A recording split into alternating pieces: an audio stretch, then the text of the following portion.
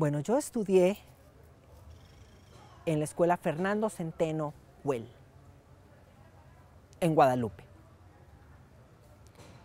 Fue un tiempo muy bonito, con compañeros sordos, donde todos nos sentíamos como iguales, donde podíamos compartir como iguales, lo cual resultaba muy interesante. Podíamos hablar. Ahí las personas sordas, la verdad, pues tienen diferencias. Por ejemplo, tienen las diferentes clases, tienen clases de estudios sociales, o diferentes clases sociales, diferentes creencias, pero todos somos personas sordas. Somos personas que vamos creciendo de manera paulatina, desde preescolar, la verdad, hasta tercer grado. Yo estuve en la Fernando Centeno Güell.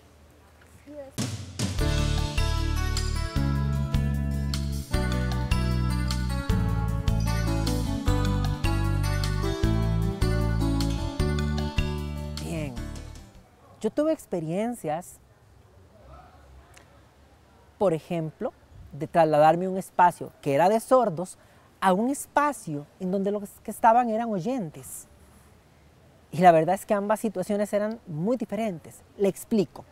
En el espacio de la escuela Fernando Centeno Güell, yo me sentía muy bien, porque al inicio yo pude ir expresando mi proceso de identidad como persona y desarrollarlo con compañeros sordos. Yo observaba a estos como iguales. O sea, me aceptaba a mí mismo como una persona sorda. Y ese tiempo, que fue bastante tiempo atrás, tal vez no había el uso de la lengua de señas costarricense lesco, sino que tal vez era más por la vía de articulación. Pero ahora se da más oportunidad y se estimula a los niños sordos a utilizar lesco. Anteriormente, yo me pude ir encontrando a compañeros que se sentían igual, con los que se podía compartir. Por ejemplo, contábamos o nos comunicábamos más a través de esta forma de comunicación. Pero en el espacio de oyentes fue muy difícil. No significa que no se pudiera, se podía compartir. Pero yo me daba cuenta de la actitud de las personas. Ellos, como personas oyentes, no tenían tal vez mucha apertura de mente, no comprendían y no se daban cuenta de las necesidades de la persona sorda. Eran pocos realmente los que se daban cuenta y sabían que yo era una persona sorda. Recuerdo que con mis compañeros oyentes, por ejemplo, ellos hablaban, yo llegaba y les decía que yo era sordo, que yo podía leer labios, que si me hablaban despacio podía entender. Y yo les decía, por favor, invítenme a participar para poder darme cuenta. Y ellos me decían, sí, sí, claro, sí, sí. Pero seguían hablando entre ellos, o sea, se les olvidaba. Y ellos se reían de lo que hablaban, de lo que comentaban, y yo me quedaba al margen. Yo quería disfrutar participando con ellos. Nuevamente les decía a mis compañeros, por favor, ¿qué están diciendo? Y ellos, un momento. Al final, ellos me decían de una forma muy corta lo que habían hablado casi por 1 o 2 horas de tiempo.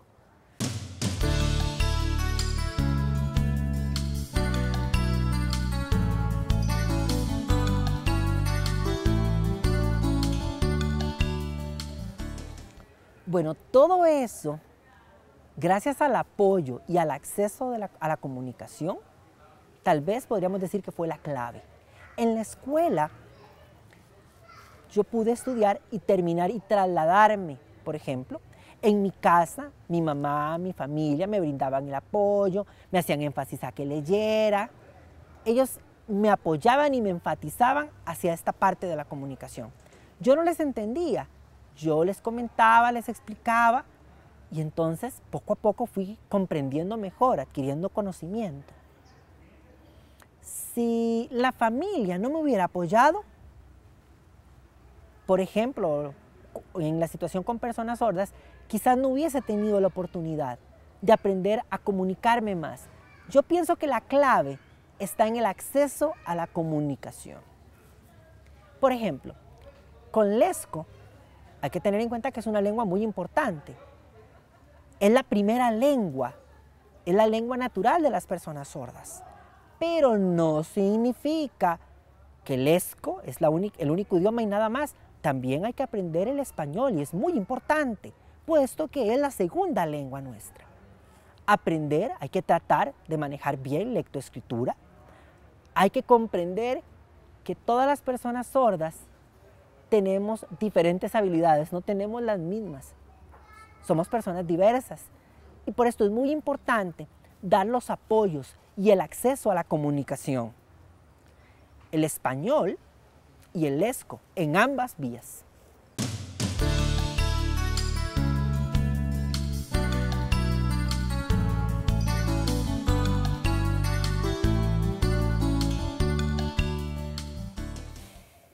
Cuando yo terminé el colegio, yo me gradué en el 96. Yo estaba un poco preocupado sobre qué hacer, o sea, como universitario, a una universidad, cómo voy a tener acceso a la comunicación, tendré barreras, porque para ese momento apenas surgía la ley 7600. En las universidades públicas como la UNED, la Universidad de Costa Rica, el acceso es muy bueno y yo no me he sentido disminuido, me he sentido igual que los demás, porque tengo un intérprete. Sí, al profesor hay que explicarle que esa persona que está allí es un intérprete, que es un puente de comunicación, que él no es como, que él, por ejemplo, no está ahí presente, o sea, no debe contabilizársele como a un ser humano en ese momento. O sea, simplemente es un puente de comunicación, pero intérprete. Por ejemplo, el intérprete se comunica por lengua de señas y lo que pasa es que muchas veces los estudiantes se quedan viéndole. Hay profesores que lo aceptan y no tienen problemas, pero a otros no les gusta, porque quieren la atención para ellos y sienten que el intérprete interfiere en esa atención. Con la persona no vidente, por ejemplo, esta utiliza un bastón, ¿verdad? La persona que tiene discapacidad física puede que utilice una silla de ruedas. ¿Yo qué utilizo? Un intérprete. El intérprete es tan solo un recurso humano que me permite acceder a la comunicación. Si usted sabe el ESCO, no requeriríamos el intérprete, ¿verdad? Ojalá fuera así, porque nos podemos comunicar en el ESCO perfectamente como iguales. Pero si usted no sabe el ESCO, entonces sí, yo prefiero utilizar a un intérprete. Cuando tengo que exponer, yo me siento muchísimo más en confianza y es mucho más rico poder expresarme en lengua de señas y que allí esté el intérprete. Es diferente si yo tuviera que tratar de hablar con mi voz. La seguridad es distinta. Yo puedo hacerlo, pero no tendría ese nivel de seguridad. No estoy seguro de que el mensaje llegaría claro. En cambio, cuando yo me comunico mediante el ESCO, mediante comunicación visual gestual, puedo brindar la idea directamente.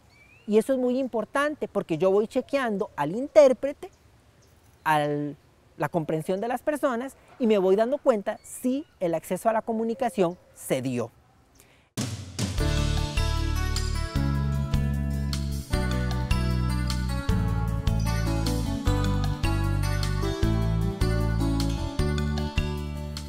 Bueno, yo observo que hay una diferencia. Tiempo atrás no existía la ley, ahora sí existe. Yo considero que es muy bueno el apoyo, o sea, la ley 7600 de igualdad de oportunidades para las personas con discapacidad y la ley 8661, que es la ratificación de la Convención de las Naciones Unidas para las personas con discapacidad, que el gobierno obliga y ha prestado atención mediante ellas a las personas con discapacidad. Igual, el cambio es un proceso paulatino. Hay que abrir la mente, se requiere una actitud diferente hacia las personas con discapacidad. Antes, yo tenía que luchar muchísimo, pero ahora me he dado cuenta, por ejemplo, de mis necesidades como persona sorda, de una manera positiva, y la actitud de la sociedad misma ha generado un cambio. Para mencionar un ejemplo, las personas me podrían llamar o me llamaban sordo mudo, y esa palabra no es correcta. Por ejemplo, usted no habla. Ah, ese no es el punto, podría decirse. Una persona sorda tiene diferentes formas de comunicarse. Por ejemplo, gracias a Dios, mi mamá y mi papá fueron personas que me enseñaron a hablar español, sí.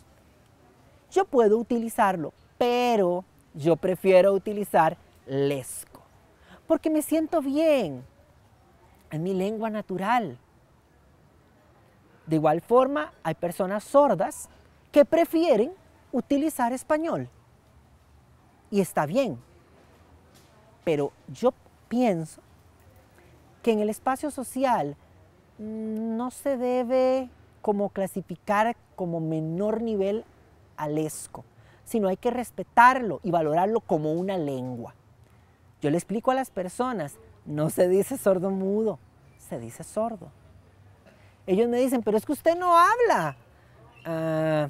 Entonces yo utilizo una lengua, les digo. Es la lengua de señas. Se llama lengua de señas costarricense. Y su nombre es lesco. Y quizás todavía hay algunos tipos de actitud de algunas personas en los que hay que explicar.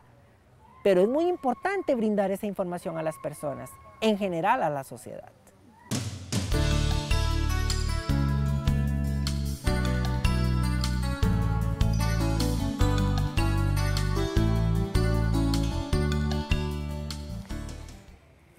En la salud, yo recuerdo algunas situaciones que podría mostrarle, en donde el acceso a la comunicación es muy importante. Por ejemplo, en una oportunidad yo fui al hospital, fue ya su tiempo atrás. Algo se había roto en mi nariz, no me acuerdo cuál había sido el accidente o suceso. Yo fui con mi mamá y en eso un doctor vino. Mi mamá le dijo que yo era un niño sordo, que me podía hablar para hacerle la lectura labial para entender cuál había sido la situación. El doctor me observó de arriba abajo y dijo, ok, usted no lo acompañe, venga usted solo. Bueno, yo me fui con el doctor me volvió a observar de arriba abajo y yo, qué extraño, ¿por qué me está observando así? ¿Qué pasa? Venga, siéntese, allí en la cama. Bueno, yo ya me recosté en la cama. Él vino. ¿Y usted sabe qué fue lo que hizo el doctor? Se subió sobre mí. Trató de poner mis brazos de una forma separada. No me explicó qué pensaba hacer y le dijo a los demás, vengan, vengan. Y todas las personas vinieron para agarrar mis brazos, mis piernas. O sea, era una falta de respeto. O sea, no me dio un trato digno como persona sorda.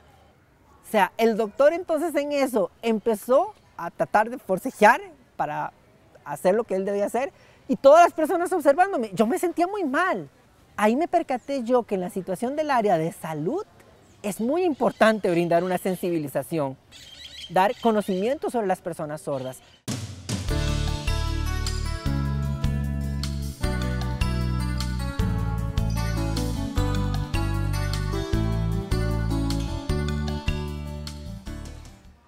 Yo pienso que es muy importante. La situación de las personas con discapacidad ha venido progresando.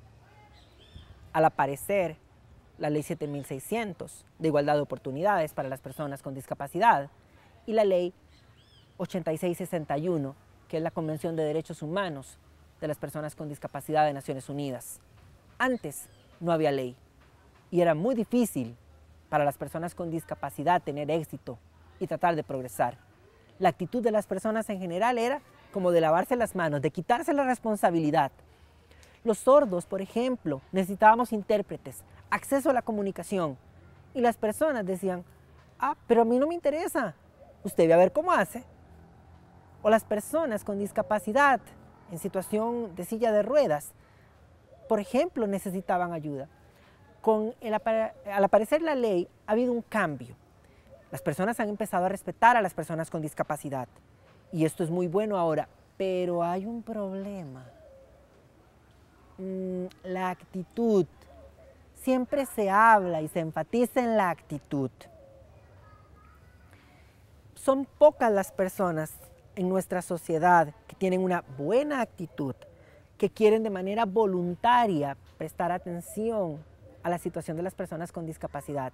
La mayoría las observan, pero porque la ley las obliga, porque les da temor, porque aparece una persona que tiene discapacidad y tienen miedo de que la persona tal vez les plantee una demanda. Y la verdad no es forzar a las personas a prestarnos atención. Es importante utilizar la ley. Pero también a mí me gusta que la sociedad y en el país se demuestre solidaridad.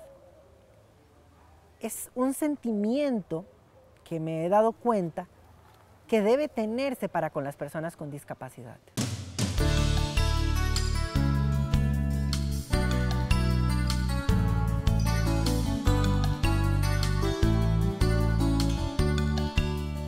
Sí, es muy importante.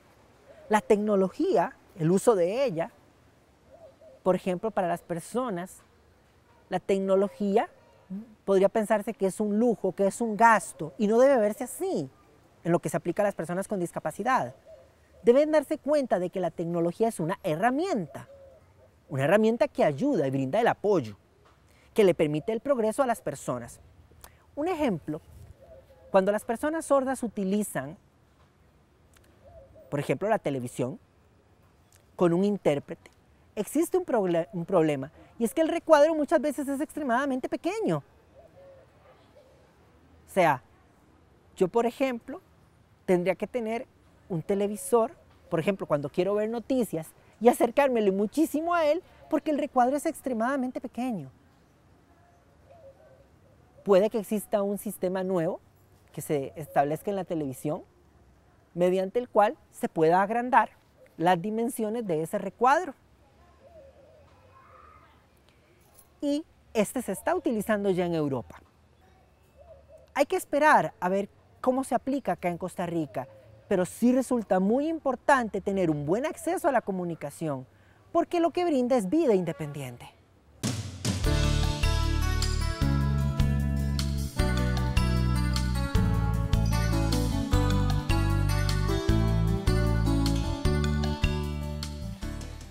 Muy importante, y nunca olvidarlo, acá vino un hombre, él es australiano, es un motivador, se llama Nick Vujicic. Él dijo una frase, dijo que el miedo es la peor discapacidad. Y es muy importante creer en uno mismo, en las habilidades de uno mismo. Las personas con discapacidad tenemos habilidades. ¿Habilidades iguales? No, habilidades diversas. Pero es muy importante creer en uno mismo, en que tiene habilidades cada uno de nosotros y que las podemos usar. No sentirse disminuido por ser una persona con discapacidad, como que sencillamente yo estoy disminuido. No, aceptarse a sí mismo, sentir orgullo de lo que se es, porque todas las personas tienen diferentes habilidades, valores, y eso es muy importante, el valor como persona.